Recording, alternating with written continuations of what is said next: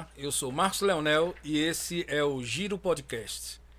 Estamos no segundo episódio com uma conversa com a professora Maria Loreto de Lima, pesquisadora, educadora e é uma porta-voz sobre tudo que aconteceu no Caldeirão.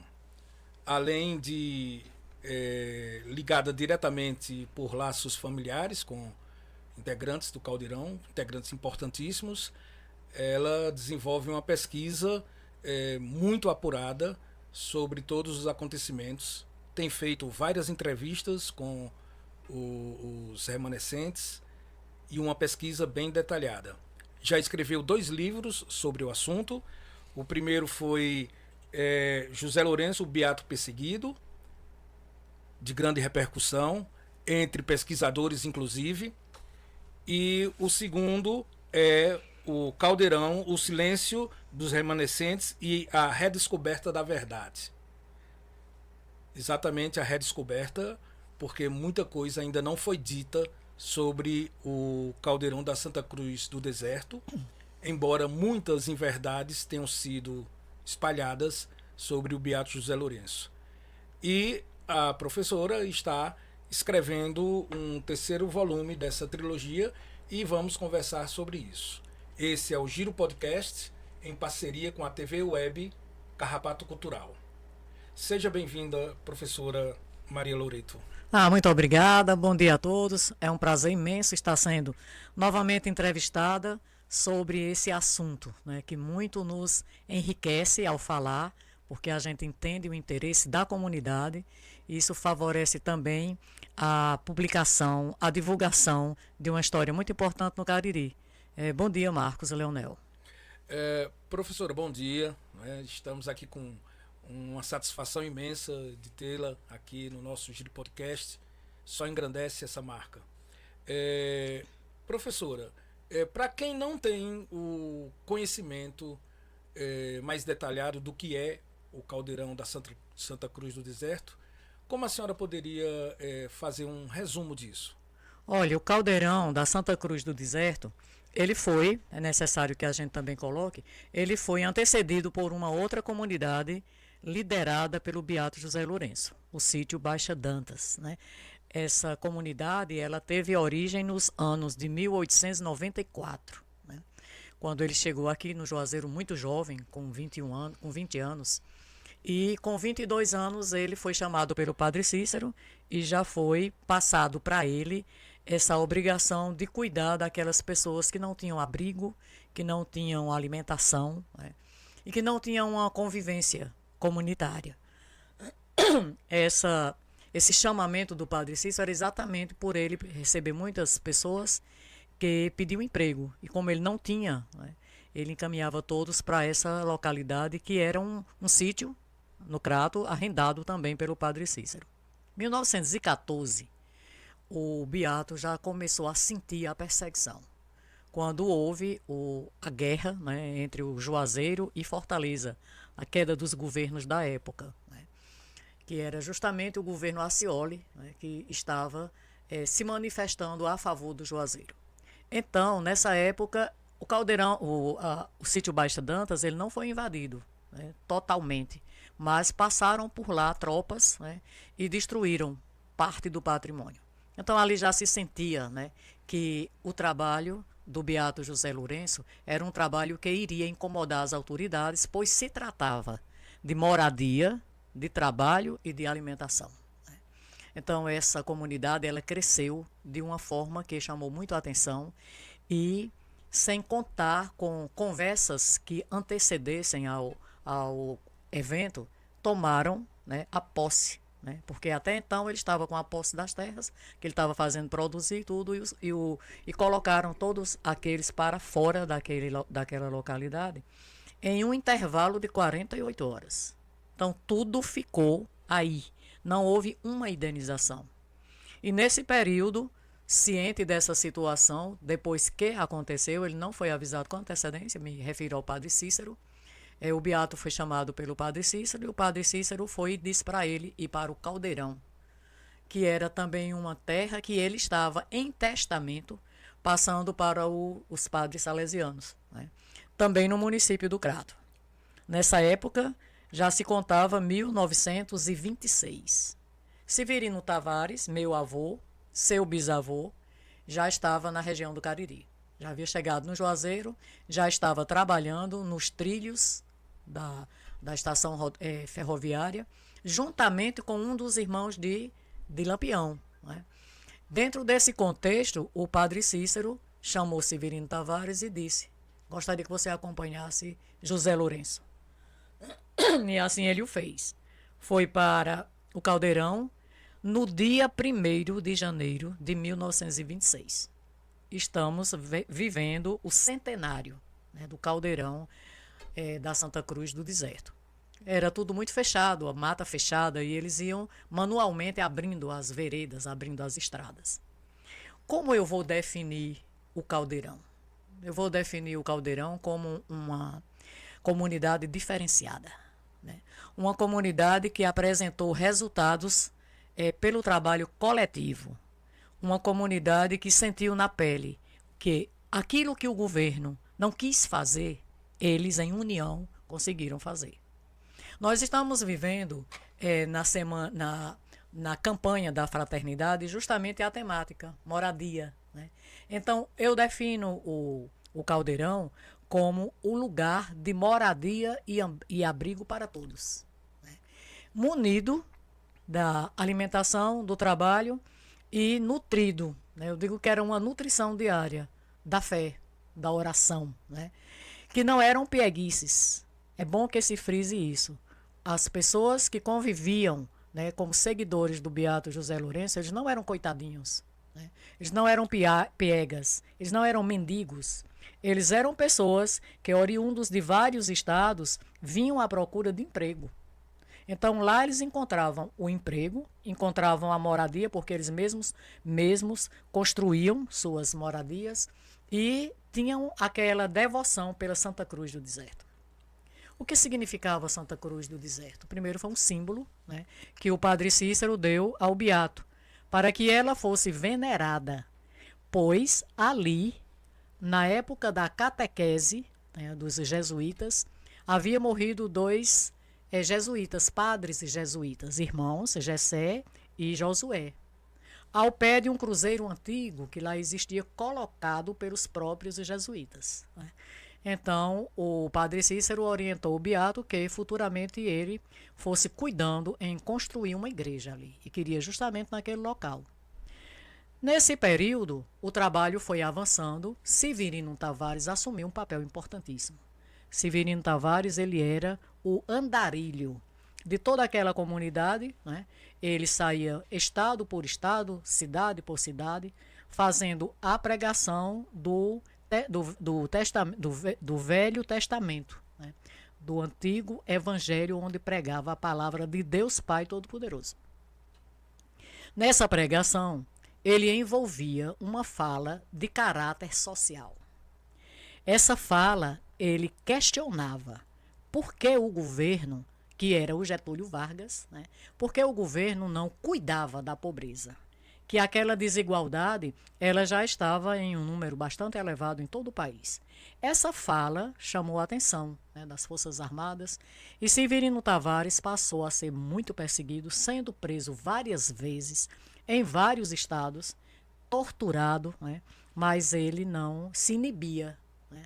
Ele tinha assim uma consonância muito forte com a conduta daquela comunidade.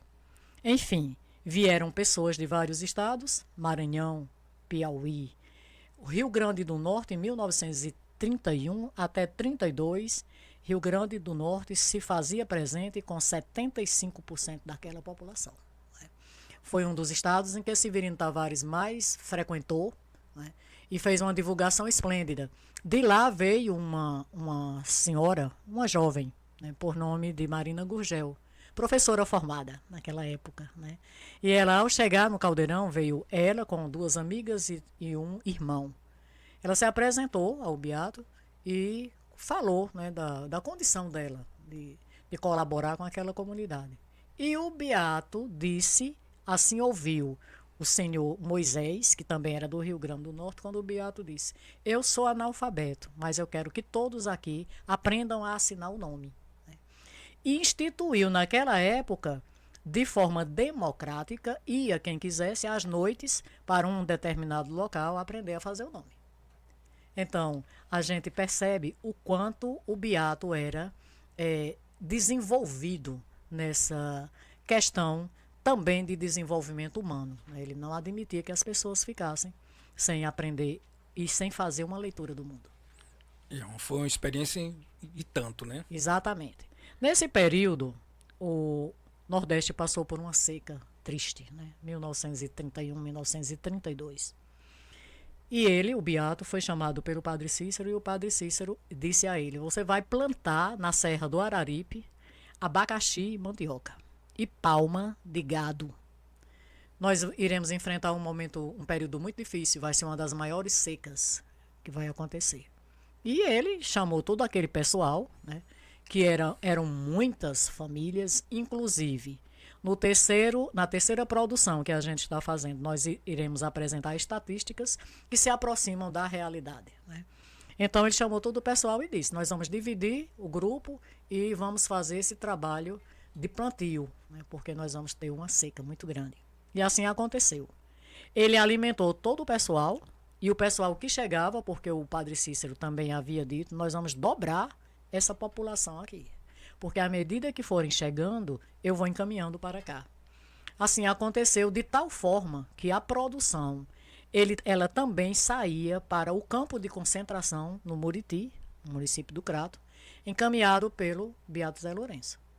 Era uma produção que, além dele vender aquela produção para a comunidade se manter daquilo que eles não tinham condições, não produziam, né? Ele encaminhava para os padres salesianos e para esses flagelados da seca. Então, era um trabalho que, na verdade, se você olha pelo caráter social, você enxerga como a filosofia, né, de trabalho deles, o pensamento daquele homem, né, e de vários que lá tinham e que ajudavam muito a ele. Inclusive, a comunidade gozava de uma organização para aquela época, assim, bastante admirável. Lá foi instituída uma diretoria, uma associação dentro da comunidade, que eram os Cavaleiros da Santa Cruz do Deserto. Então, aquelas dificuldades, aquelas demandas, passavam por essa diretoria para serem filtradas e chegarem até o beato. Então, era muito organizado. Hoje, a gente começa a ver, à luz da filosofia, à luz da sociologia, né, o quanto isso realmente incomodou. E muito. Né? Incomodou porque fazia um papel que o governo não queria fazer. Fez um papel de desenvolvimento humano, que naquela época, uma época em que o Nordeste, principalmente aqui na nossa região, ela foi acometida por 3 movimentos grandes, né? Um deles eu cito o movimento dos Beatos. Foi um movimento criado pelo Padre Cícero, também por um padre, que era o padre Monsenhor Monteiro, aqui do Crato, né? E esse movimento dos Beatos intensificou a adoração à cruz, né? A penitência, a oração, a obediência. Então, era uma formação de cidadania com toda essa roupagem de religiosidade. Diziam que eram fanáticos, né? Tenho dúvidas. Então, eu não atribuo essa conduta ao fanatismo. Eu digo que era uma opção. Era uma opção. Essa pecha do fanatismo faz parte da estratégia de apagamento da história. Né? É uma estratégia desonesta, criminosa, que as autoridades, as elites, né, e a imprensa resolveu adotar para poder apagar da memória essa experiência exitosa do Beato José Lourenço. Exatamente pelo que a professora está testemunhando agora. Tomou o lugar do governo porque o governo não tinha intenções nenhuma de exercer essa função social. Como ela bem frisou, moradia, segurança, que depois se demonstrou frágil diante da sede de violência do poder, tranquilidade, trabalho, disciplina, reza e todo o processo de aprendizagem, porque lá eles produziam tudo. Então, aquela pessoa que chegasse ao sítio Caldeirão, ela teria condições de aprender tudo. De aprender a agricultura, de aprender a metalurgia, né, que eles produziam ferramentas, né, que eram os ferreiros, a aprender a carpintaria. Ou seja, tinha um processo de evolução trabalhista natural. E isso incomodava porque o Estado estava entregue ao poder das elites. Eram as elites, os coronéis, que determinavam quem seria o governador, quem seria o prefeito, quem seria o delegado, quem seria o juiz. Ou seja, tudo o que o Estado produzia estava na mão deles. Como é hoje o mesmo quadro. Ninguém da elite, que se preze como elite, não é, usurpadora, vai se contentar em ver uma ameaça de um simples camponês mostrar que é possível fazer sem precisar de fortunas, sem precisar de emendas, de grandes orçamentos. Ele deu o exemplo de como, inclusive, resolver a convivência da seca.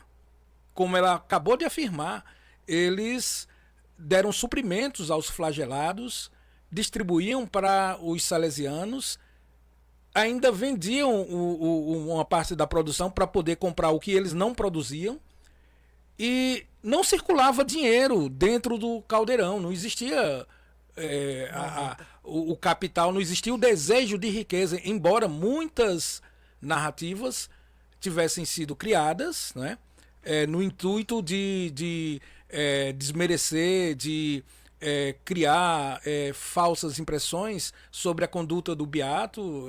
Chegaram até a dizer que o Severino Tavares e o Beato José Lourenço, né, a imprensa do sul do país, através de uma informação da imprensa do Ceará, de que o Severino e o José Lourenço eram estelionatários e estavam extorquindo o dinheiro dos fanáticos. Essa prática é a prática atual de algumas determinadas igrejas. Não era a prática do Beato. Nem Severino Tavares e nem José Lourenço tinham contas em bancos, eles faleceram, né?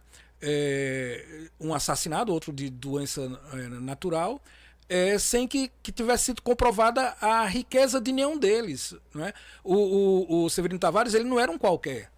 Ele já era uma pessoa que tinha posses e veio para cá de forma abnegada. Isso, de fato, é o que incomodou o governo. Exatamente.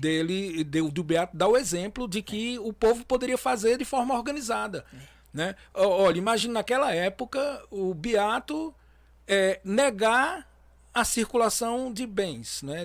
No sentido do capital. Né? Olha, você vem para cá, você vai trabalhar na lavoura, mas eu vou te dar um salário e você vai trabalhar tantos dias, tal, eu vou lhe pagar tanto. Não existia isso. Não. O que existia era a convivência social, a prática do catolicismo cristão, o que Cristo pregava. O que o Beato praticava era o que Jesus Cristo pregava. E dentro dessa perspectiva, vieram todas as soluções. A solução para a convivência com a seca, a solução para a moradia, a solução para os braços abertos, receber do próximo, fazendo o exercício de se ver no próximo. Né? E isso era muito perigoso para a época, para as elites, porque as elites viviam tutelando o povo através do medo, através da subjugação, do trabalho escravo, né? O mandonismo dentro da política. E essa é a verdadeira razão de tanto incômodo, o que levou, inclusive, igreja, elite, autoridades públicas a se unirem contra o Caldeirão. Exatamente. O terceiro grande movimento da época foi justamente o coronelismo. Né? E essa divulgação que era feita através do Severino Tavares foi empobrecendo em recursos humanos todas aquelas fazendas. Né? Então a mão de obra que era explorada pelos fazendeiros... Foi tirando a mão de obra escrava que estava lá. Né? Todo mundo veio para o Caldeirão. E foi aí onde se formatou toda uma união, né? Forças Armadas, igreja, representantes, porque dentro da própria igreja tinha padres que defendiam o Caldeirão. Né? Então as Forças Armadas, o Beato tinha amigos, né? Tinha amigos, sabia fazer amizade, sabia receber, muito embora era analfabeto, mas ele era analfabeto por não ser letrado. Mas ele era uma pessoa sábia. Inteligentíssimo. Inteligentíssimo. Então foi aí onde se acirrou, né, toda uma questão de perseguição, a ponto de dizerem é para exterminar o Caldeirão, é para tirarem a vida de Severino Tavares, porque é o grande divulgador, e tirar a vida do Beato Zé Lourenço, porque esse é quem é o líder. Né? E houve uma tentativa em 1936. Essa tentativa sinalizou de uma forma já bem árdua. Né? Chegaram no Caldeirão, antes dessa tentativa, chegaram 3 imagens, que hoje elas estão no túmulo do Beato José Lourenço, na Igreja do Perpétuo Socorro, em Juazeiro do Norte. Essas imagens elas foram solicitadas através do Padre Cícero a amigos que ele tinha na Alemanha. Né? A imagem de Santo Inácio de Loyola, né, a quem ele tinha toda assim uma referência pelo trabalho dos jesuítas, Nossa Senhora da Conceição e São José. E um dos militares que se fazia presente quase que diariamente ao Caldeirão, mas nunca ele foi expulso de lá, nunca ele foi agredido, justamente por esses ensinamentos de receber bem, de acolher bem, dados pelo respeitar Beato. O próximo, né? Respeitar o próximo. E era o Germano, né, um policial. E ele, ao ver aquelas estátuas, ele conversava com o Sebastião Mariano, que foi um dos seguidores que traiu, né, toda a comunidade. Toda a comunidade. Então ele foi e disse que seria bom dizer que eram armas e munições. Né, e saiu a divulgação. Que aqueles caixões eram com armas e munições, que o Beato tinha uma ligação com Luiz Carlos Prestes. Né? Então essa história, essa invenção, ela criou corpo, né? Chegando aos ouvidos do Getúlio Vargas. Né? E na época o ministro de guerra era o Hermes, né? E ele autorizou o Hermes a bombardear o Caldeirão. Né? Então houve esse primeiro ataque em 1936. Severino Tavares estava preso em Pedra Branca, né? E lá Severino Tavares sofreu assim torturas imagináveis. Né? Ao chegar, tomando conhecimento, ele volta ao Caldeirão. E contaram tudo para ele, o Beato contou para ele, mas pediu para que não houvesse um revanche. Né? E o tempo foi passando, quando foi em 1937, um ano após, essa invasão de 36 foi no dia 11 de setembro, né, de 1936, e a outra foi em maio de 1937. Há quem diga, hoje está diminuindo essa fala, né, que não houve bombardeio. Houve sim, foram 3 aviões. Né. Houve o bombardeio, inclusive foi orientado por uma pessoa daqui do Crato, um brigadeiro daqui do Crato. Né. E houve o bombardeio e houve uma morte grande assim. Muitas almas perderam suas vidas lá. E o alvo nesse confronto todo foi Severino Tavares. Ali eles matavam, né, assassinavam as pessoas demoravam a morrer, eles mandavam cortar a cabeça, que era para morrer logo. Mas não conseguiram pegar o Beato. O Beato fugiu no momento mais forte daquela guerra, podemos dizer assim. Outro fato, os moradores, os liderados do Beato José Lourenço, eles não possuíam arma de fogo. Né? Eles utilizavam as armas que trabalhavam com elas na agricultura. Né? Então o Beato conseguiu fugir, o Beato atravessou todo aquele percurso onde estava sendo mais acirrada aquela confusão, pulou uma cerca de arame farpado, juntamente com seu Isaías, que era um secretário dele, e não os viram. E ele saiu em procura da Baixa do Maracujá. E lá ele ficou durante 3 dias sem que ninguém soubesse onde eles estavam. E depois as pessoas foram se comunicando. Os que escaparam, morreu muita gente. Existem também estatísticas assim bastante cheias, né, de números. Mas realmente houve muita gente, e não foi só pessoas que seguiam o Beato. Morreu muito policial. Morreu pessoas do exército. Né? Então foi um confronto. Eu digo que você analisando com profundidade, você ouvindo as falas que estão contidas nessa segunda produção da gente, você imagina como foi uma crueldade daquela. Né?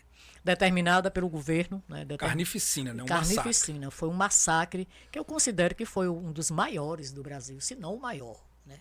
Depois do Canudos, né? Então são situações que hoje a gente se pergunta assim, qual a resposta que nós temos? Né? Que conhecimento histórico, né, tem os nossos alunos a respeito disso? Né? Que currículo contempla uma situação como essa para se transformar em conhecimento, em análise? O que melhorou? Para que serviu aquela conduta daquele governo naquela época? Né? Qual era o interesse dele? Hoje, que diferencial a gente pode constatar? E a minha preocupação, enquanto educadora, enquanto pesquisadora, é o que é que essas gerações que estão presentes e as que estão por vir, o que é que elas vão lucrar de conhecimento, né, de história, da região que eles nasceram, que eles vivem. Então é tudo muito vazio. Né? É tudo, proposital. Tudo muito vazio, tudo muito sem interesse nenhum que haja um desenvolvimento. Né? A pesquisa ela é importante. O nosso alunado, aos anos finais do ensino fundamental, ele já deve estar iniciando o processo de pesquisa. E a gente não está vendo isso. Por quê? Porque os currículos escolares, eles omitem. Porque essa história do Caldeirão, assim como outras, tiveram a força do silêncio muito arraigada. Né? Então, cala, amordaça e estamos conversando. Então, foi isso. Anula, né? Tira de vitrine. O que eu posso observar sobre isso é que as forças que se confrontaram são as mesmas de hoje.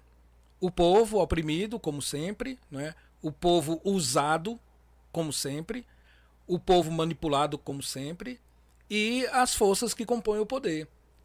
Com um adicional aí requintado e cruelmente requintado, que é a presença da imprensa.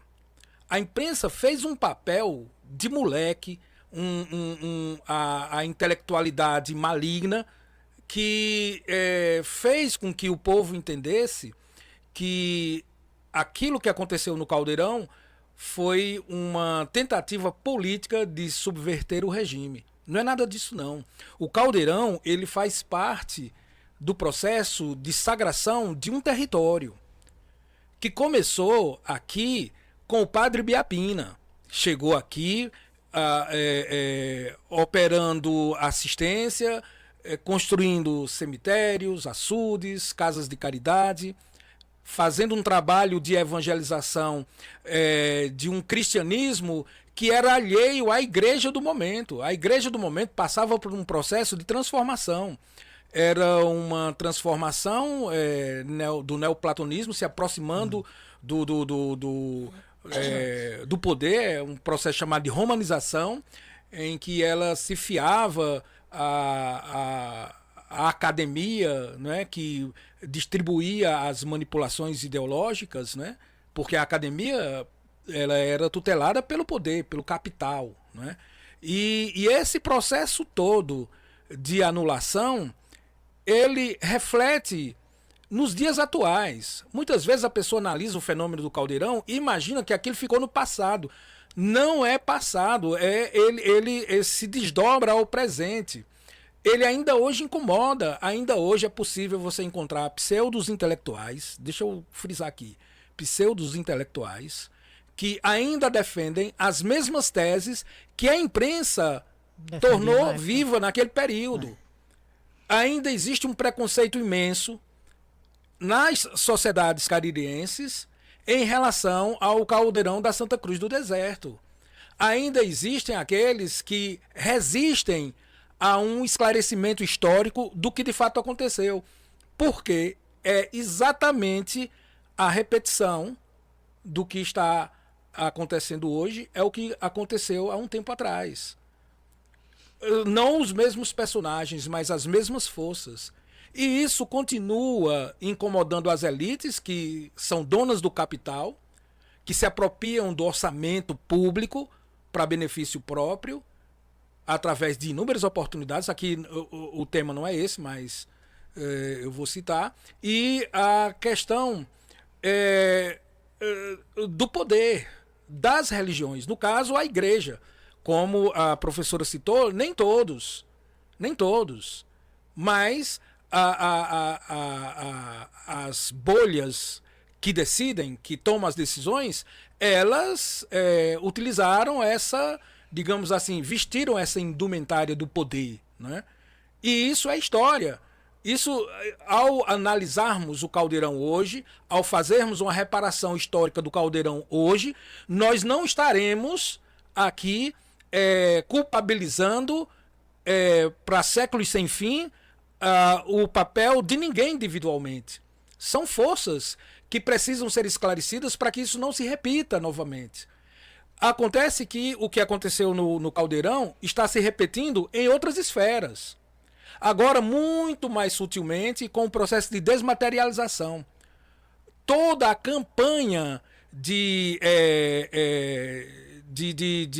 potencialização da mentira, do escracho, da desonestidade, da perfídia, de toda essa postura anticivilizatória, ela adquiriu um processo muito mais sofisticado do que a imprensa tinha naquele período. Hoje esse poder simplesmente quintuplicou. Se nós não cuidarmos de uma educação de base, e aqui nós estamos diante de uma educadora com diversos serviços prestados em diversas secretarias de educação. É uma educadora de carreira, né? Que pesquisa isso, que estuda isso, que analisa isso com profundidade e com direito de conhecimento. Então, se nós não cuidarmos dessa educação de base ao contarmos em currículo a história do Caldeirão, porque a história do Caldeirão não é a história do Crato, não é a história do Juazeiro, não é a história do Cariri, não é a história do Brasil, é a história do mundo. São fenômenos que são analisados mundialmente. E nós aqui não cuidamos disso.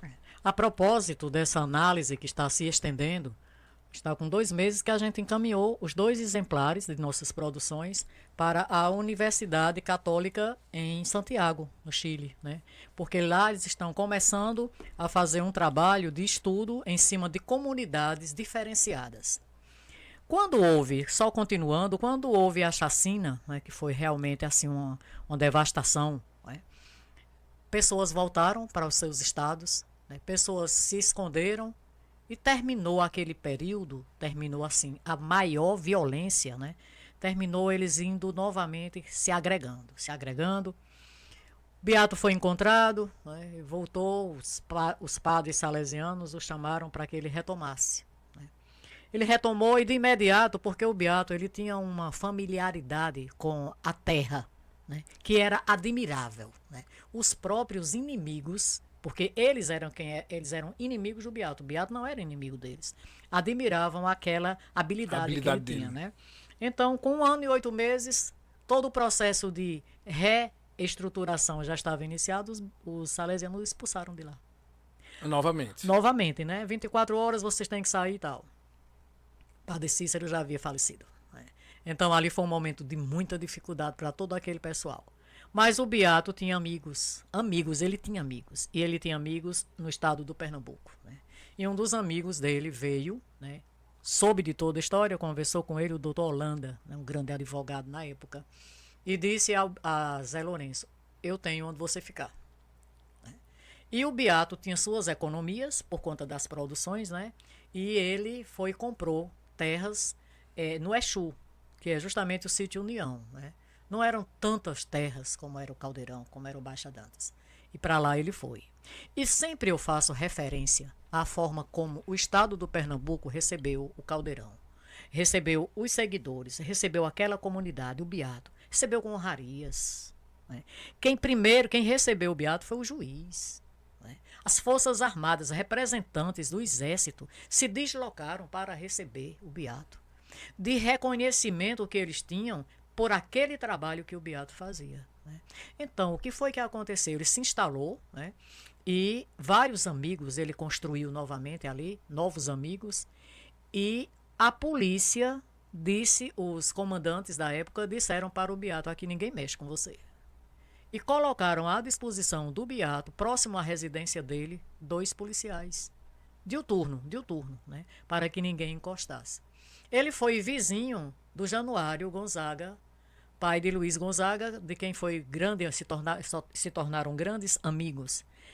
O Beato, ele era muito querido, né? Recebia presente, recebia vinhos importados naquela época. E ele recebeu um rádio de várias faixas, grande, com pilhas, uma carga muito forte de pilhas. E esse rádio ele ligava todos os domingos às 16 horas para ouvir a fala de Luiz Gonzaga na Rádio Nacional no Rio de Janeiro. E ali, Januário reunia toda a família e ia para a casa do Beato.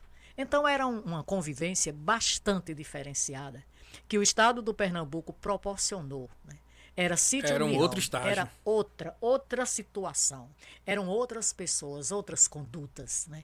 Que entendiam e enxergavam o que era um trabalho comunitário, né? E ele faleceu, como você já havia colocado na sua fala inicial, de morte natural. Foi acometido pela peste bubônica, né? Foi atendido pelo médico Dr. Mozart Cardoso, que era o mesmo médico do padre Cícero Romão Batista. E esse médico, quando o Beato começou a ele era sempre visitado pelo médico. Quando ele começou a se sentir enfraquecido, sem coragem e tal, e o meu pai, que era uma das pessoas assim que vivia muito próximo ao Beato, o meu pai foi e chamou Eleutério Tavares, o meu pai chamou o médico e ele foi e disse: nós vamos fazer exame de sangue. E ele, de certa forma, resistiu. Ele não queria deixar tirar sangue, né? Sei que terminou dando certo e foi diagnosticado a peste bubônica, né? Ele passou ainda 3 anos enfermos. Uma enfermidade que, a princípio, ele se locomovia e tal.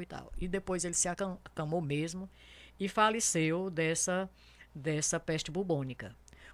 O enterro dele foi aqui no Juazeiro, onde hoje é o túmulo, ali ao lado da sacristia da igreja de Nossa Senhora do Perpétuo Socorro. O corpo foi transladado do Exu para o Juazeiro a pé. O pessoal trouxeram esse caixão, até certo ponto veio numa rede e depois colocaram no caixão. Ao chegar no Juazeiro, colocaram o corpo dele na calçada da igreja do São Miguel, que não é a igreja do São Miguel onde hoje ela está. Era na Rua da Conceição, ali onde fica o portão principal de entrada de carros do Hospital São Lucas. Sim. Né? Então, meu pai, muita gente mesmo, colocaram o corpo lá. Um colaborador da igreja, ao ver aquela situação, perguntou quem era, disseram, e ele foi comunicar ao Monsenhor Juviniano Barreto.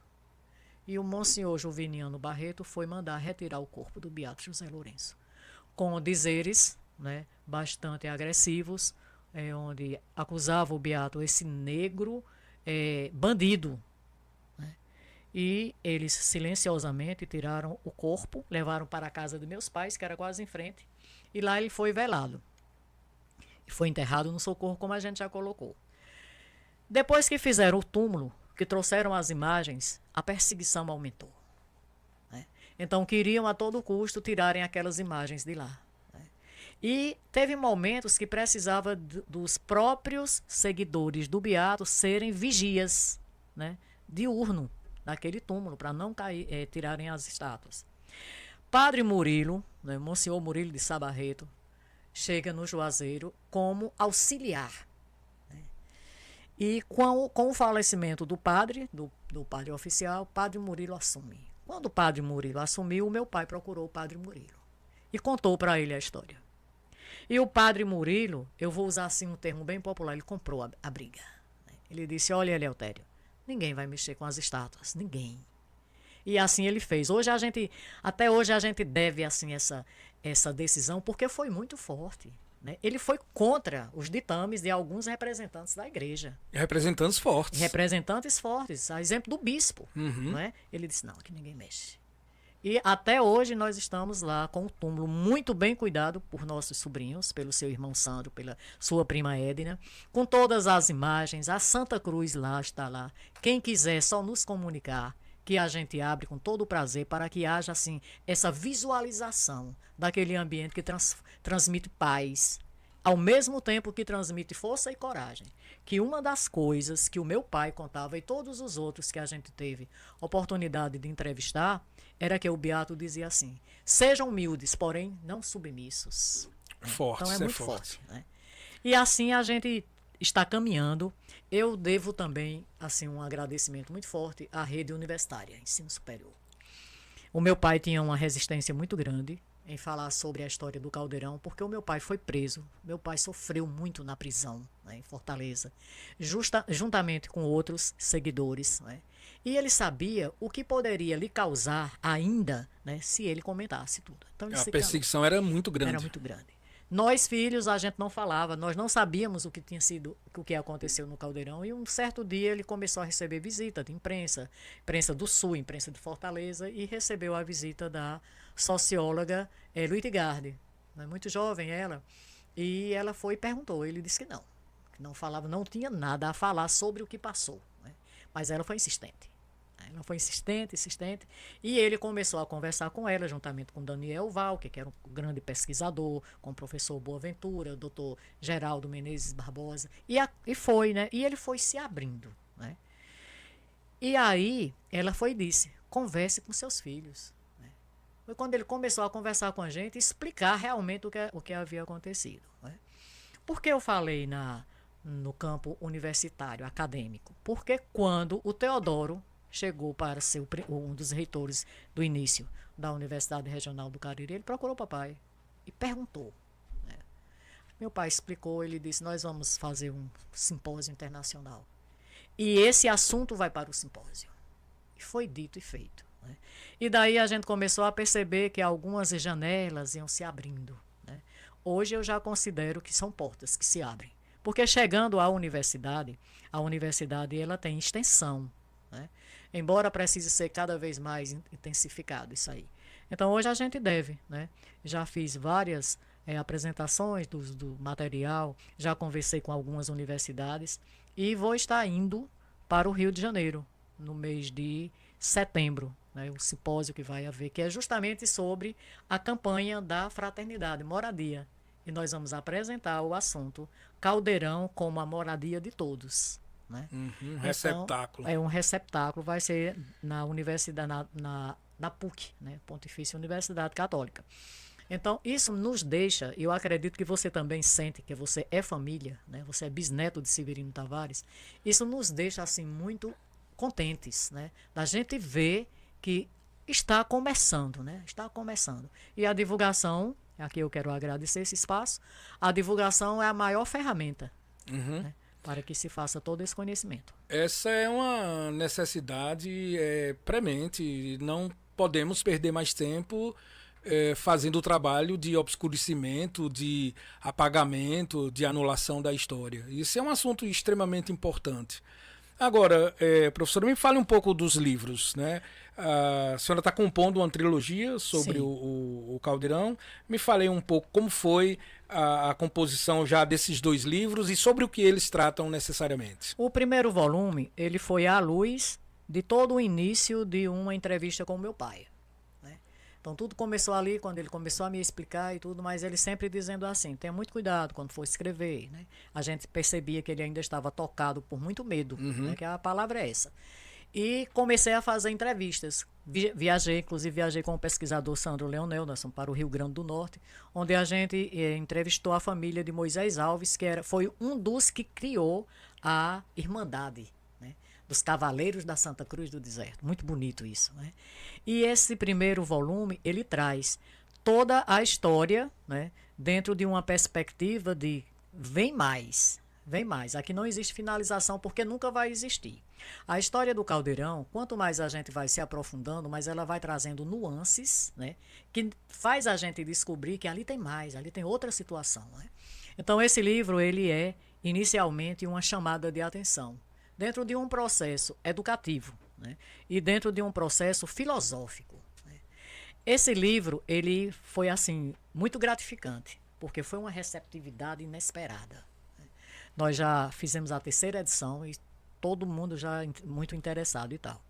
Então, esse livro me deu a ideia de que a gente poderia investir muito mais, né? Muito mais porque, como eu já falei, foi só o começo.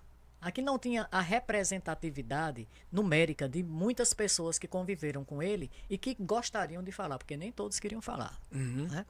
Aí o segundo momento já foi dentro de uma rede de pesquisa muito forte. Aqui eu viajei muito, né? Fiz uma pesquisa muito grande, tem depoimentos aqui riquíssimos, riquíssimos, de coisas que alguns escritores, com todo respeito, ao não conhecer, diferenciam a verdade. Que é justamente esse título, né? O Silêncio dos Remanescentes e a Redescoberta da Verdade.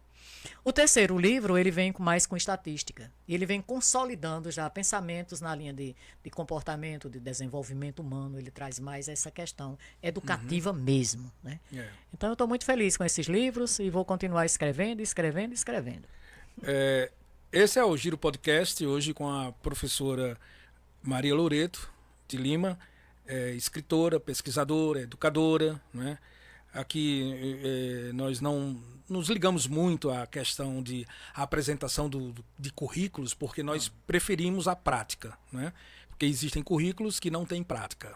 Então, nós temos aqui uma experiência viva do Caldeirão da Santa Cruz do Deserto, com propriedade, não só por pertencer a uma família que atuou diretamente, né? O meu avô, o Eleutério Tavares, ele conviveu diretamente esse tempo todo lá no Caldeirão, como meu bisavô, né, Severino Tavares, mas pela propriedade da pesquisa, da união do pensamento da acadêmico, né, da academia, e a urgência de fazer uma reparação histórica sobre um fenômeno tão importante e que é merecedor de um conhecimento muito mais apurado.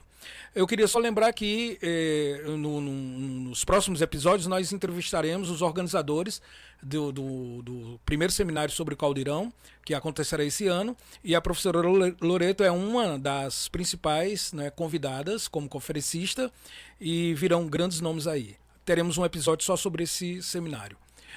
Gostaríamos de agradecer aqui, com muita gratidão mesmo, ao MacGyver, que é o operador aqui de toda essa parafernália tecnológica e quem é o responsável de colocar no ar os episódios junto com a TV Web Carrapato Cultural, e a professora Loreto, que atendeu esse pedido de forma muito, muito, muito, muito gentil.